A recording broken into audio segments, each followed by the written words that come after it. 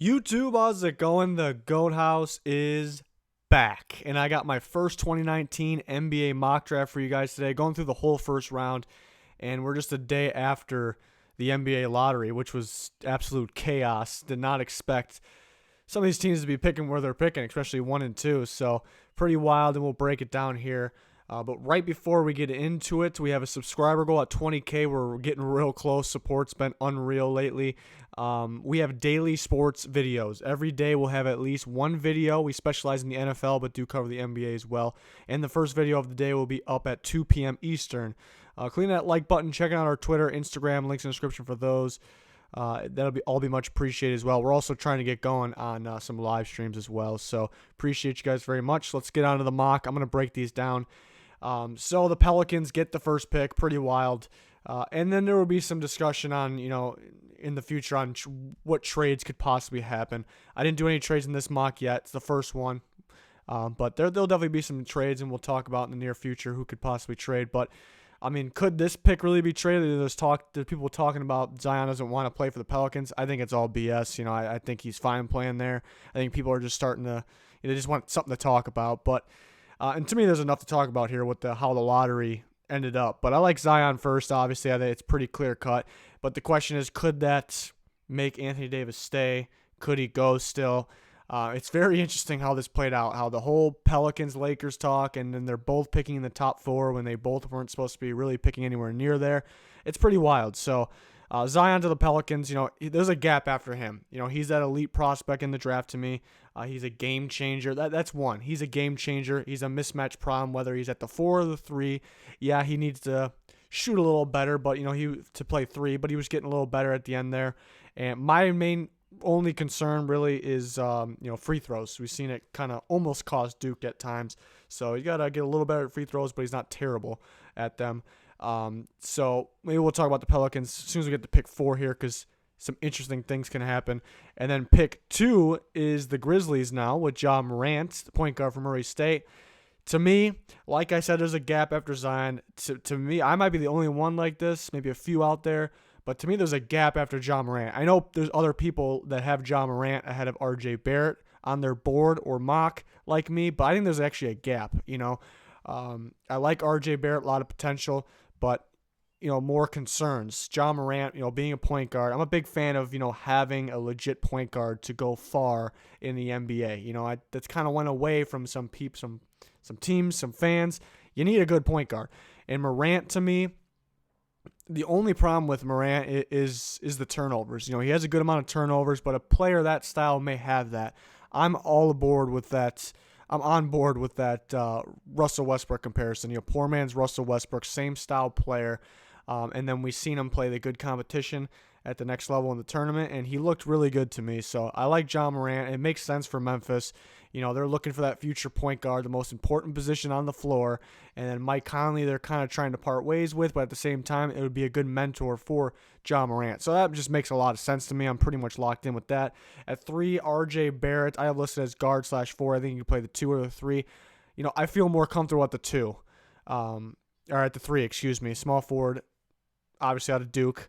And why not the 2? I don't know if he's athletic enough. I mean, he's pretty athletic, but there's some times where he has fast breaks and he's one-on-one.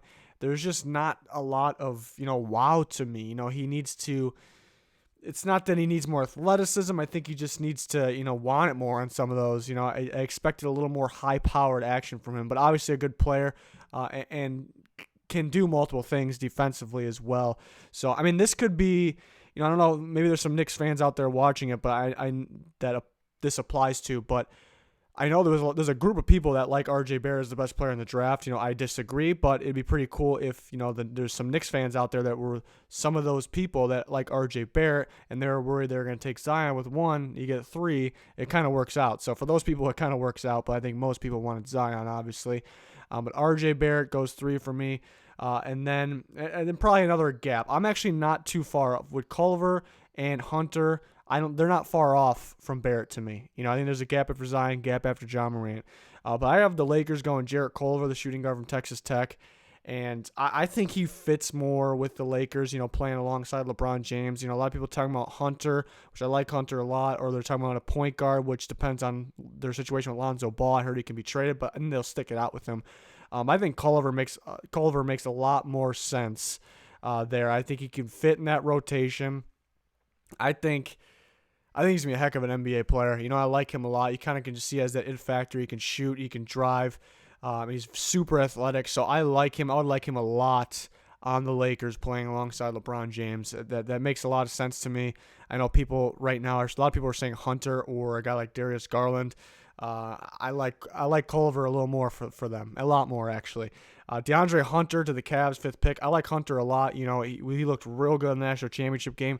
The thing with Hunter is he doesn't really wow like big time in like any category, like Zion, like Ja Morant. Like he's not super flashy even like Culver, even though he's right there on my big board with him, maybe even ahead of him, but he does everything very well.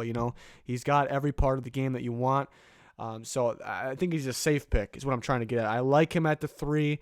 I like him with the Cavs. It's a guy that can plug in there. They get Sexton last year, and now they get Hunter. I think that makes sense there. I think there's another gap after that 5th player right there. And then the Suns, I feel bad for Suns fans because all these teams for the lottery, even the teams that were supposed to pick behind the Suns, we're like, we're going to win the lottery tonight. Let's win the lottery. Let's get Zion. And I feel like the Suns fans, for the most part, were like, let's just get the 2. Let's get our point guard and Ja Morant. It's not a big deal if we don't get the 1. Let's get Ja Morant at 2. Or even 3 if he's there. And they end up getting 6. So I feel kind of bad there. Darius Garland, the point guard from Vanderbilt, he's getting a lot of hype. Heard he can go in the top 4. They kind of got to base it off his high school, resume, I guess, which most teams do. Maybe less and less these days, but most teams prefer the high school tape over the college tape, which is risky. We've seen a lot of busts in the past, but for those reasons. But Garland, he had some action at Vanderbilt too, but the MCL injury scares me a little bit. That kind of pushes him down a little bit. But the Suns get their point guard still, and they have their choice between Garland and Kobe White. And the Bulls, it was a tough choice actually right here between 2 guys. And it was Kobe White and Cameron Reddish. And I went with White because I think they're looking for their point guard. Reddish could be the best player available, so they may not be able to pass. They like Otto Porter, though, and they did draft Hutchison, even though he's more of a rotation guy. But Reddish has a chance to be a rotation guy, too, so you don't want to be stuck with those guys when you can have your future starting point guard here to battle it out with Chris Dunn and Kobe White, so the point guard from North Carolina. So I think this is what the Bulls would do. It makes a lot of sense. And, Bulls fans like myself, a little disappointed that we were supposed to get around 4. We get 7. So a little disappointing. But they still can get their point guard here. So they can easily make a stupid trade. That happens all the time with Gar and Pax over there. So, and then the Hawks get maybe too good to pass here. And Cameron Reddish, the small forward from Duke, could possibly play the 2. More athletic guy, but he has some size to him. So I like him at the 3. And, people kind of knocking him, not a lot of production, didn't really look that great at Duke. And this another guy, are people going to go off the, high school resume, because he was highly recruited, obviously. And then the thing with Reddish, it is a risky pick because he didn't do a whole lot at Duke. But to me, every time I watched him, I don't know if anybody else played basketball or plays pickup basketball. And just say you're playing, I don't know if anybody's had this experience, but just say you're playing with a bunch of hogs. And you just happen to play a pickup game with a bunch of hogs, and then you finally touch the ball. And you finally touch the ball, so you got to shoot the ball for the first time in the game, and you chuck up some ridiculous shot that's probably not going to go in, but you have to do it because that's what I saw happening with Cameron Reddish. It's weird. I don't know if I've said that about a player before, but that's what I've noticed with Reddish. Not to call Zion and RJ Barrett hogs. They were the best 2 players on the floor every time they're playing. Maybe Barrett forced some things sometimes, but those players needed to have the ball in their hands most of the time. But Reddish, it seemed like he was waiting up top, finally got his hands on the ball for the first time of the game, and just chucks up a silly 3. And it's not a high percentage chance. So that's actually, it's kind of funny, but that's actually what I saw in Cam Reddish. So why will that, some people may say, well, he's going to play with other good competition in the NBA. Why is it going to change? Well, there's a big difference of playing with a bunch of freshmen. Very hard to coach a lot of freshmen and, make it smooth gameplay out there, fluid. So And then going to the NBA, it's just a lot more. There's a lot more going on, passing the ball, and it's just, just smooth basketball. So I don't think any of that happens in the NBA. It's not like playing with a bunch of freshmen. So, and then at pick 9, this pick makes a lot of sense at this point. Jackson Hayes, the center from Texas, going to the Wizards. The Wizards have been looking for a big man for I don't know how long now, and they get one here. Hopefully that helps, keep John Wall and Bradley Beal around, but we'll see here. But Jackson Hayes could be that center they get here. Problem with him is he's built like a new school center, but is he really a new school center? He's very athletic, but doesn't really shoot at all. But he can cut to the rim, and he's very good under the rim. But he's pretty athletic at the same time. But everybody's looking for that athletic guy, which he is, but that can shoot. So maybe that scares some teams away. But the Wizards been looking for this type of guy for some time now. And the Hawks get another pick. They get Keldon Johnson, the shooting guard from Kentucky, high motor guy. Not going to be lights out shooting, but can shoot and can get to the rim too. So I think getting him, Cam Reddish. You got your big three there for the future. Not to count out John Collins, but in terms of point guard through small forward, you got your big three, and that's some points you can put up on the board there. So, and they kind of went best available for the most part with those picks. There's some other guys that I may like a little better than Keldon Johnson going forward. We're going to go to the next 10 teams. The T-Wolves, tough decision here, but I went with Brandon Clark. As you can see, 2 Gonzaga guys going in a row. Look at that, the forward from Gonzaga. I like him more at the 4. The problem is he going to be undersized playing the 4 in the NBA? I think he'll be okay. Another high motor guy, can score, just knows how to get that ball, knows how to get his hands on the ball, whether it's a rebound or, getting buckets. He had his big games, but he's had his moments where, he had some turnovers too, trying to do different things outside of his comfort zone. But to me, I love the pair of him with Cat. I really like that, and that's why I put him here. I think they'll go very well together. I think there'll be a lot of points they're putting up at the board with those 2 guys, so I did like that. And then Hachimura, his teammate, will go 12th to the Hornets. A tough decision between him and P.J. Washington. I can see them both as Hornets players here, but they get Hachimura, who, I think could be more of a 3. And the question is, does he have the athleticism and the shot to play the 3? That is the question, but I think overall he's a good basketball player, and he could very well play the 4, more of a stretch 4. And then Romeo Langford, 13. I think this would be a steal here. I think you keep Richardson at the 3, Romeo Langford at the 2. He really carried the Indiana team. He can shoot, he can drive. I like him a lot. I think he's better than 13th overall here. But the Heat get him, I guess, that Dwayne Wade guy for the future. So he has a lot of upside. I would like that pick very much for the Heat. And the Celtics get P.J. Washington, forward from Kentucky. Another question here. Is he a 4? Is he a 3? Because his body type's more of a 3 in the NBA, but he plays like more of a 4. And either way, I think he helps the Celtics. Either way, he's a big-time high motor player. He's going to get the rebounds. He can score the ball, too. He can get buckets. And the Celtics kind of miss this type of play in the playoffs, down the stretch. They have guys around, this position here in the middle of the lineup that can play, obviously. But this is a guy that you need in there to really, I guess, step up the defense.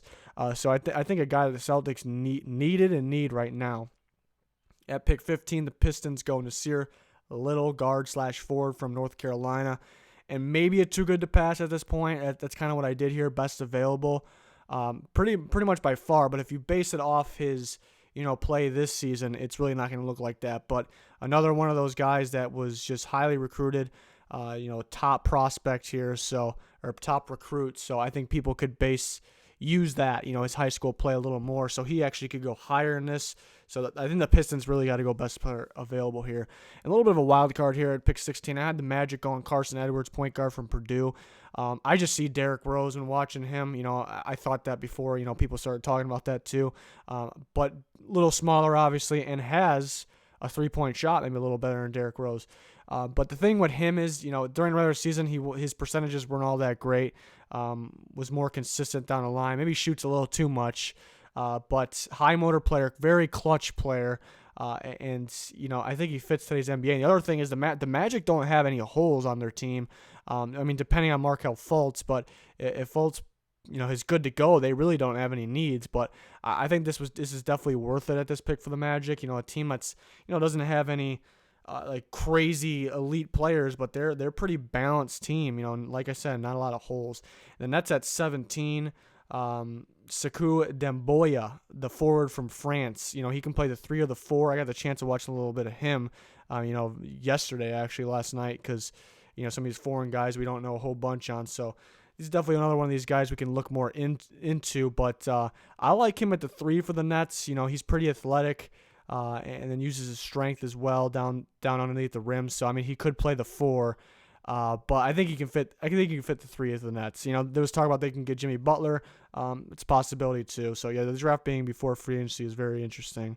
The Pacers go with Nickeil Alexander-Walker, the guard from Virginia Tech. He has the potential to play the 2 or the 1 at point guard, and they got Oladipo.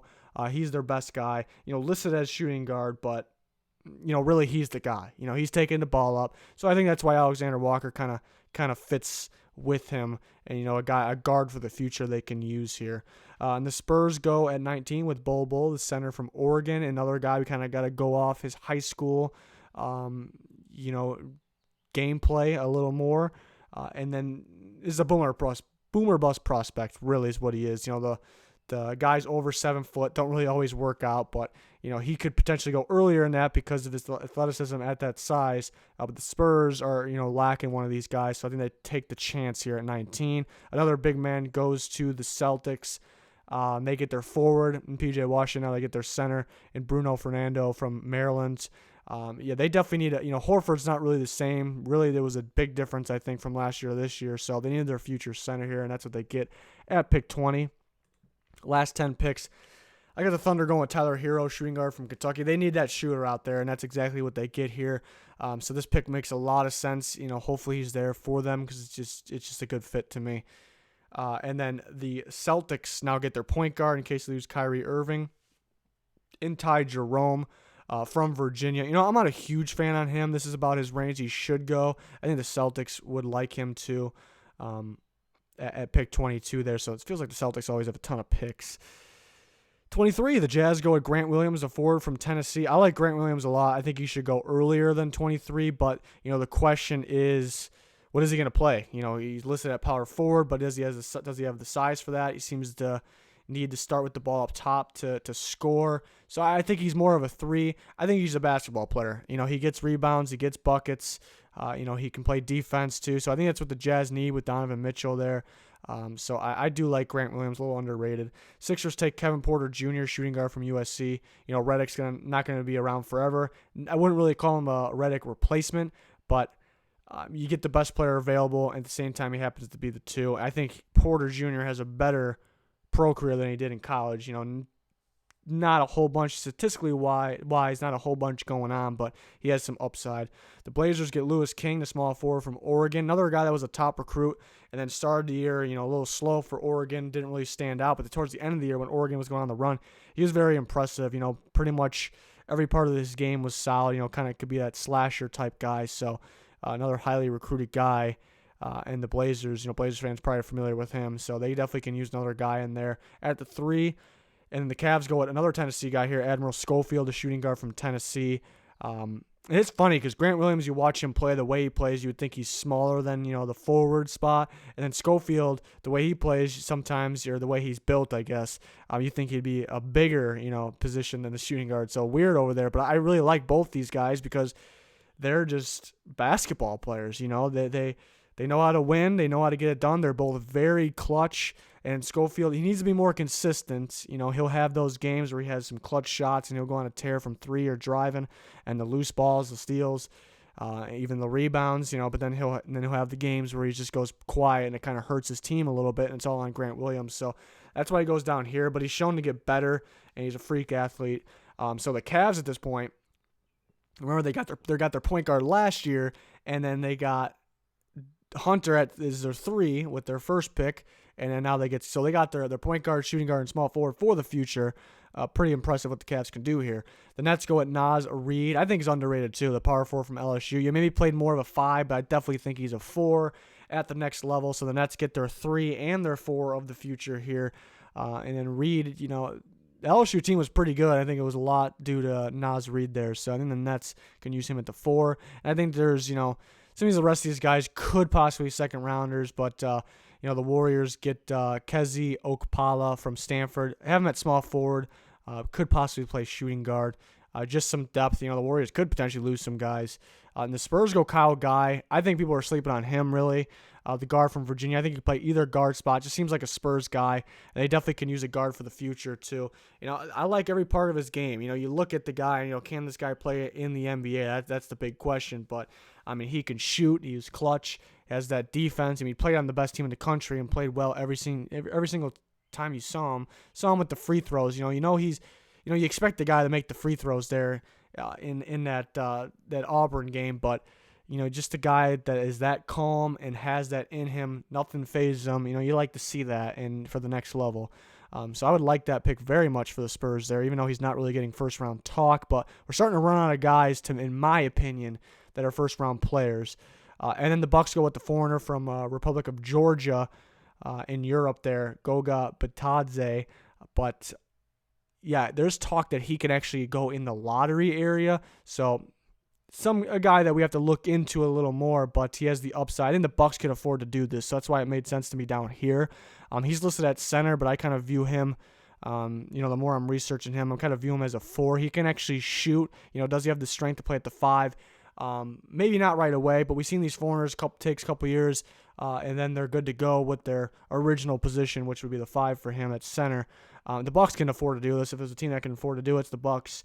They're very balanced. They're pretty deep. That's why they are where they're at in the playoffs. So they can definitely afford to do this.